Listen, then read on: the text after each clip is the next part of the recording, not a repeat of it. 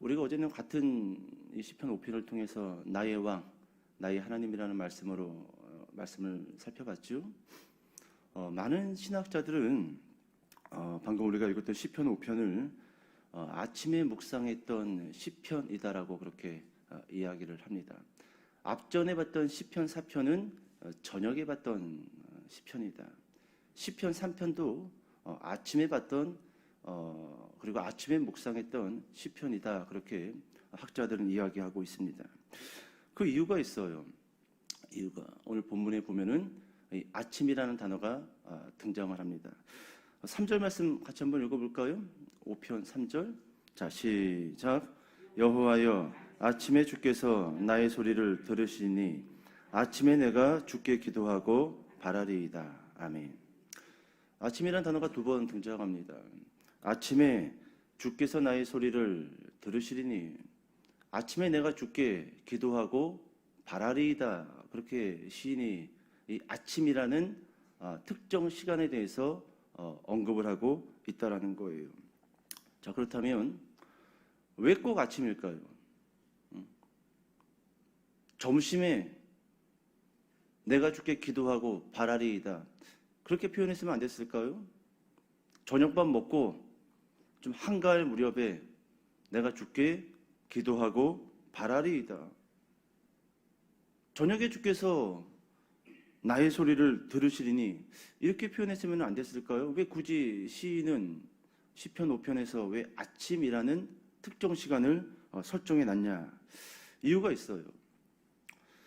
여러분, 이 구약 시대에 이스라엘 백성들은 아침 그리고 새벽, 오늘 지금 이 시간이 새벽 시간이죠.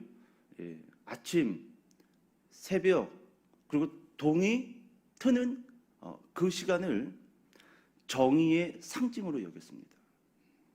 무슨 상징으로 여겼다고요? 정의의 상징, 의로움의 상징, 공의의 상징으로 여겼다라는 겁니다.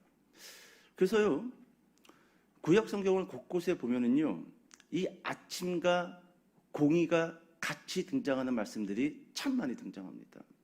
제가 좀 몇 군데 좀 읽어드려 볼게요. 먼저 이 사무엘 하 15장 이전, 압살롬이 아버지 다윗에게 반역을 꾀하기 위해서 하는 짓거리인데 한번 제가 잠깐 읽어드려 볼게요. 사무엘 하 15장 2절. 압살롬이 일찍이 일어나, 새벽이지요? 예, 일찍이 일어나 무엇을 하는가? 성문 길 곁에 서서 어떤 사람이든지 송사가 있어 왕에게 재판을 청하러 올 때에 그 사람을 불러 이르되, 성문 문 앞에 서서 새벽에 송사가 있어서 오는 사람들을 이 압살롬이 불러가지고 뭐 했다라는 거예요? 판결해주고 재판해주고 심판해주고. 물론 이 압살롬이라는 이 아들은 불의를 위해서 그와 같은 짓을 했지만 그 시간대가 언제였어요? 새벽입니다. 아침에 일찍 일어나, 본인만 일찍 일어났던 것이 아니에요. 왜 이렇게 새벽에 일어나서 성문에 서 있었을까요? 그 동이 터오는 그 시간대에 억울한 일이 있었던 백성들, 마음이 아파가지고 어디에서 하소연을 할 길이 없었던 그 백성들이 새벽이었던 거예요. 새벽에. 이처럼 여러분, 이스라엘에게는요, 새벽, 아침, 그리고 아침에 떠오르는 그 해는 곧 정의였고 공의였다라는 거예요. 그래서 구약 곳곳에는 이 아침과 새벽을 정의와 공의의 하나님을 대변하는 시간대로 그렇게 성경 저자들이 기록을 하고 있다라는 겁니다. 시편 101편 8절에도 보면은요, 이렇게 기록이 되어져 있어요. 아침마다 내가 이 땅의 모든 악인을 멸하리니. 언제요? 아침마다 여호와 하나님께서 이 땅의 모든 악인들을 멸하리니. 공이지요? 정이지요? 아침에 일어날 거라는 거예요. 아침에. 점심도 아니고 정의도 아니고 저녁도 아니고. 여러분, 예레미야서 21장 12절에 보면은요, 하나님이 특별히 다윗에게 이와 같은 명령을 주시는데 잠깐 읽어 들어볼게요. 여호와께서 이와 같이 말씀하시니라. 다윗의 집이여, 너는 아침마다 정의롭게 판결하여 탈취당한 자를 압박자의 손에서 건지라. 명령하십니다. 언제요? 아침에. 다윗의 집이여, 너는 아침마다 정의롭게 판결하여 탈취당한 자를 압박자의 손에서 건지라. 그렇게 하나님도 친히 아침에 정의를 세우고 새벽에 공의를 세워라, 그렇게 명령하고 있다라는 거예요. 여러분 보세요. 이스라엘 백성들 중에 억울한 일을 당한 사람들은, 그리고 힘이 없어서 어디 가서 하소연할 수 없었던 사람들은 언제를 기다렸을까요? 아침을 기다렸어요. 아침을. 불의의 밤이 빨리 지나가고 공의의 해가 떠오르기만을 뜬 눈으로 밤을 지새웠다라는 겁니다. 그렇게 아침을 기다렸어요. 억울한 일이 있었던 사람들, 뜬 눈으로 밤을 지새우며 빨리 새벽이 오기를, 빨리 저 동쪽에서 동이 터오르기를, 그래서 손꼽아 기다렸다는 거죠. 저를 전도했던 친구가 있습니다. 중학교 시절 때. 이 친구는 상당히 어른스러웠던 친구예요. 키도 컸고, 중학교 때 벌써 키가 183이었으니까요. 운동선수였어요. 몸무게도 100kg 이상이었고. 이 친구 집안은 다 기독교 집안이었어요. 같은 교회를 다녔습니다. 물론 저도 그 친구의 전도를 받아서 그 교회에서 신앙생활을 시작을 했습니다. 하루는 이제 이 11시 예배를 드리기 위해서 친구하고 길에서 만나서 교회를 가는데 어찌저찌 하다가 11시 예배를 못 갔어요. 물론 또 오후 1시에 학생부 예배가 있었기에 그럼 학생부 예배를 가자. 그리고 나서 이제 점심은 먹어야 되니까 교회 가서 점심시간에 맞춰서 교회를 걸어가고 있는데 그 친구 아버지하고 어머니를 길가에서 마주쳤습니다. 그런데 그 친구 어머니가 저한테 그렇게 이야기하는 거예요. 아주 오래전 일이지만 지금도 그 어머니의 목소리와 그 단어들이 기억이 나요. 원영아, 오늘 밤 우리 집에서 자라. 오늘 밤 우리 집에서 자라. 그때가 여름 방학 중이었습니다. 왜요? 오늘 아버지 어머니 저기 시골에 내려갔다 온다. 며칠 있다가 올라올 거니까 우리 집에서 같이 놀고 먹고 자라. 그러는 거예요. 저야 좋지요. 그 무렵 저희 집 5 식구 단칸방에서 살았기 때문에 이 삼형제가 해가 바뀔 때마다 키가 쑥쑥쑥 자라가지고 그 단칸방이 너무 비좁았어요. 그래서 항상 저는 이 어머니에게 허락을 받고 많은 시간을 교회에서 지냈고, 교회에서 목사님의 허락을 받고 먹고 자고 했습니다. 집에 들어가면 너무 좁았기에 저야 좋지요. 그래서 그렇게 친구네 집에서 자고 있는데 새벽녘에 전화 한 통이 왔어요. 그 전화는 경찰서에서 걸려온 전화인데 그 친구 아버지 어머니가 차를 몰고 고속도로를 내려가다가 국도에 접어들어서 역주행하던 음주운전 트럭의 정면 충돌로 두 분 다 사망했다는 소식이었어요. 너무 끔찍했죠. 너무 끔찍했어요. 급하게 병원으로 달려갔을 때 이미 병원에 도착한 그 할아버지들, 그리고 고모, 이모, 삼촌들, 그 친구한테 어머니와 아버지의 모습을 보면 안 된다. 너무 끔찍하다. 보면 안 된다. 결국 못 봤어요. 마지막 가는 길을. 자, 그렇게 시간이 지나 그 친구는 여동생이 하나 있었는데 친할아버지 할머니랑 같이 살았어요. 근데 그 친구 아버지가 설비업을 하시면서 조금 몇 년 정도 사업이 잘 풀려가지고 좀 많은 돈을 좀 벌었습니다. 그리고 받아야 할 돈도 그 당시에 몇 억이 됐어요. 그 당시에 몇 억이면 큰 돈입니다. 큰 돈이에요. 자, 그런데 시간이 지나 하루는 그 친구가 그런 이야기를 하는 거예요. 내가 아직 학생이고 뭘 잘 모르지만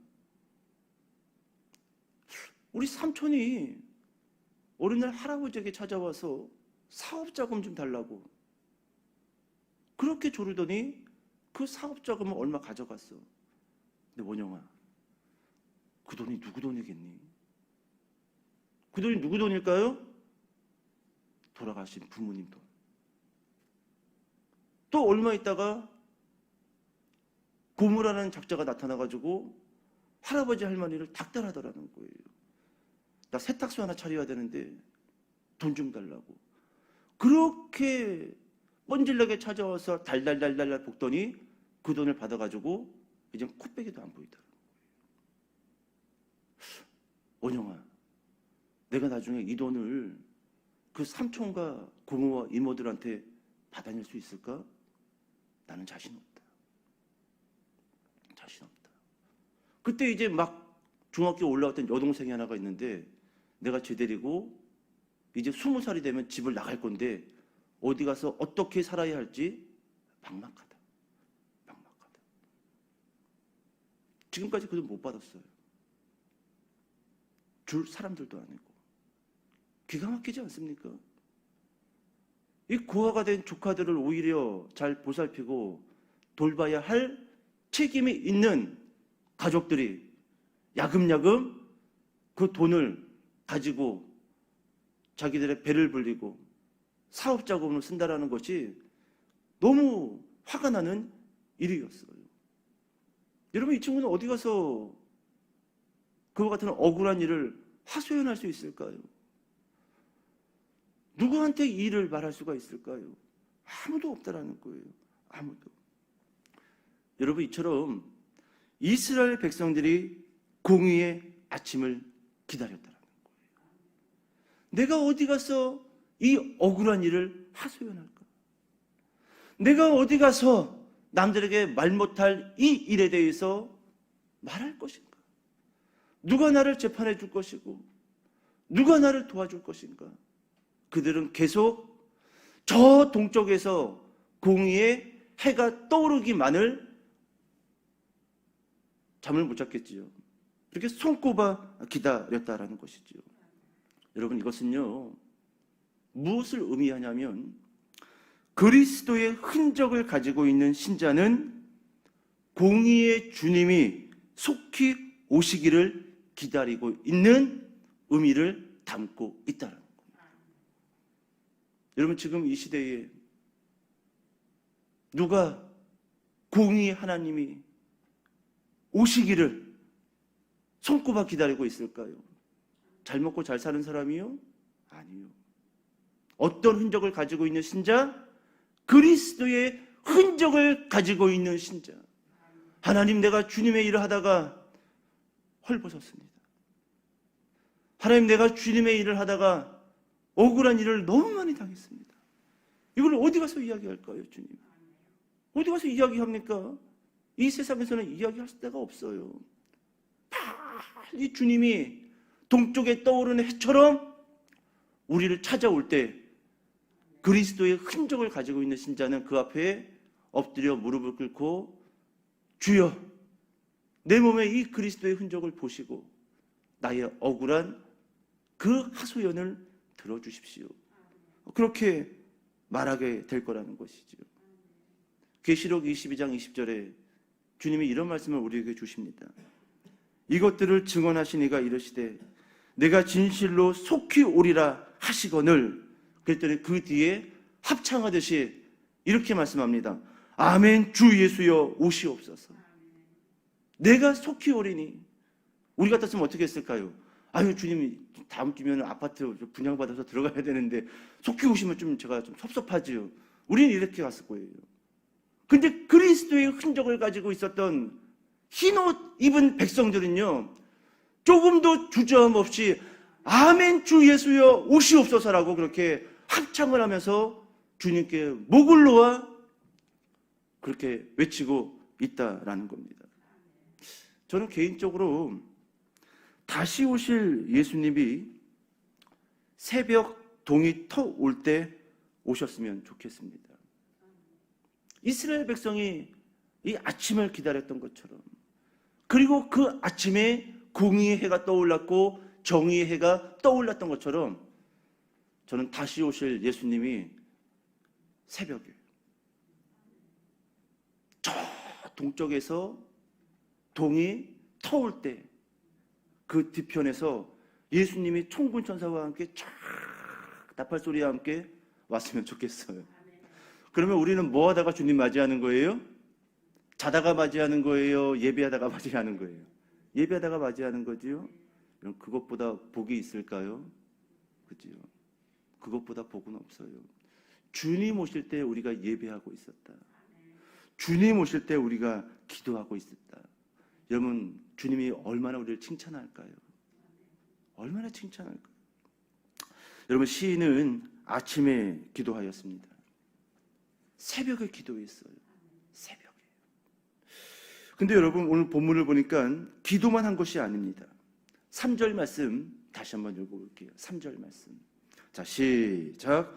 여호와여, 아침에 주께서 나의 소리를 들으시리니 아침에 내가 주께 기도하고 바라리이다. 자, 시인은 새벽 아침에 기도를 했는데 기도만 한 것이 아니라 3절 끝에 가니까 바라리이다 이런 말이 있어요.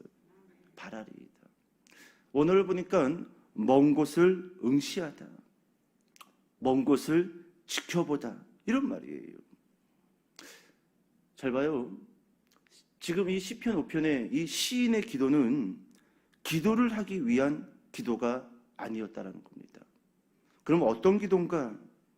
간절히 원했던 기도이고 사모했던 기도이고 공의를 세우기 위한 기도이고 거룩한 욕심이 가득한 기도였다라는 거예요.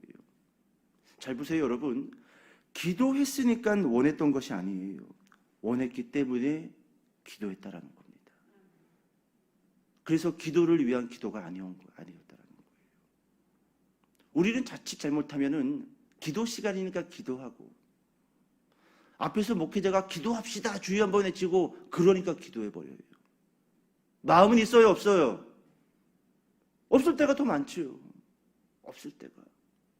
오늘 이 시인은 기도만 한 것이 아니에요. 바라리이다. 그런데요, 기도했으니까 바랬던 것이 아닙니다. 이 시인은요. 이 시편에는 순서상으로 기도가 먼저이고 바라는 것이 나중이지만 이 시인의 마음속에 들어가서 우리가 조금만 묵상해 보면은요, 먼저 바랬어요. 먼저 원했습니다. 빨리 저 동쪽에서 새벽 아침에 그 공의 해가 떠오르기만을 간절히 사모했기 때문에 결국 어디의 자리로 나아갈 수밖에 없었던 겁니까? 기도의 자리로 나아갈 수밖에 없었다라는 거예요. 그렇다면 이렇게 생각해 볼 수 있죠. 원함이 없는 사람이, 바람이 없는 사람이 어떻게 아침에 일어나서 기도할 수 있을까? 그러니까 여러분, 이 새벽 예배는요, 고르고 고른 옥석들만 있는 자리예요. 원함이 있는 예배, 사모함이 있는 예배, 공의가 세워지기를 사모하는 사람들의 그 모임, 바로 그 시간이 이 새벽 예배, 새벽 기도라는 것입니다.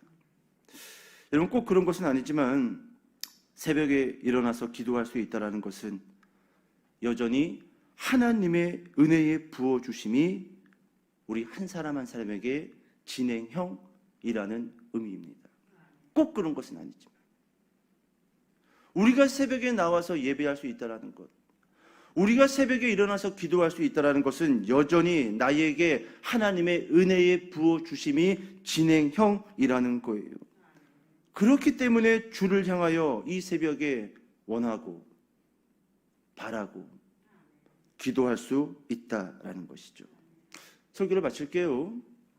새벽 예배가 사라진다라는 것은, 그리고 수요 예배와 금요 기도회가 사라진다라는 것은 하나님의 은혜가 멈추어져 가고 있다라는 증거입니다. 하나님이 멈추었기 때문에 은혜가 멈춘 것이 아니에요. 우리가 하나님의 은혜를 버렸기에 하나님의 은혜가 멈추어져 가고 있다라는 겁니다. 은혜가 사라지면 뭐만 남을까요? 교회 안에 형식과 외식만 남습니다. 이걸 조심해야 돼요. 예수님이 오시던 그 시대에도 종교인들에게 예수님이 입버릇처럼 소리 질렀던 게 뭡니까? 형식과 외식입니다. 은혜가 고갈되면요, 기독교는 형식과 외식만 남게 된다라는 거예요.